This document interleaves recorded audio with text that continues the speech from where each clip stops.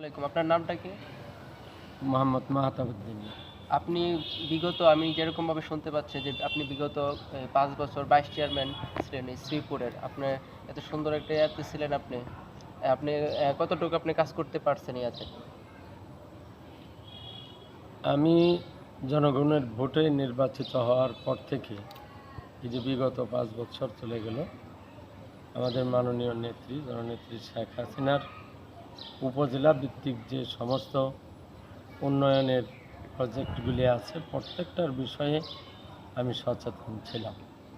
আইন শৃঙ্খলা কমিটিতে আমি জনগণের পক্ষে সবসময়ই সোচ্চার ছিলাম এবং ফরেস্ট এবং আইন শৃঙ্খলার যে সমস্ত আমি যদি দেখতে পাচ্ছি যে জনগণের অসন্তুষ্টি, তখনই আমি এর প্রতিবাদ করেছি এবং জনগণের সাথে থেকেছি। এরপরে উপজেলা ভিত্তিক যে সমস্ত কর্মকাণ্ড আছে, যেমন কার্পেটিং রাস্তা, সোলিং রাস্তা, এরপরে জননেত্রী শেখ হাসিনার উপহার বিশুদ্ধ পানির ব্যবস্থা এবং অন্ধকারচ্ছন্ন ভয়ঙ্কর জায়গাতে লাইটিংয়ের সৌর বিদ্যুতের ব্যবস্থা করা, এই সমস্ত কাজগুলি আমি সুষম বন্টন করে যথাযথভাবে কাজে লাগানোর চেষ্টা করেছি, যার জন্যে এই শ্রীপুরের জনগণ আমার প্রতি সন্তুষ্ট।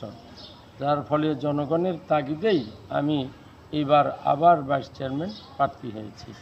আমার প্রতীক হলো বৈদ্যুতিক বাল্ব।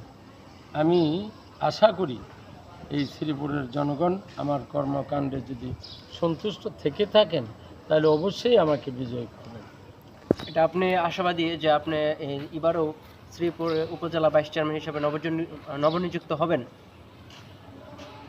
আসলে সব কিছু আল্লাহর হাতে, আল্লাহ রাজি থাকলে জনগণও রাজি থাকেন। তা আমি এই 5 বছর সততা নিষ্ঠার সাথে জনগণের সাথে সম্পর্ক রেখে আমি চলার চেষ্টা করেছি। আমার বিশ্বাস যে এবারও এই শ্রীপুর উপজেলার জনগণ আমাকে বিপুল ভোটে বিজয়ী করে তাদের পুনরায় সেবা করার সুযোগ করে দেবেন, এটা আমার বিশ্বাস। ঠিক আছে।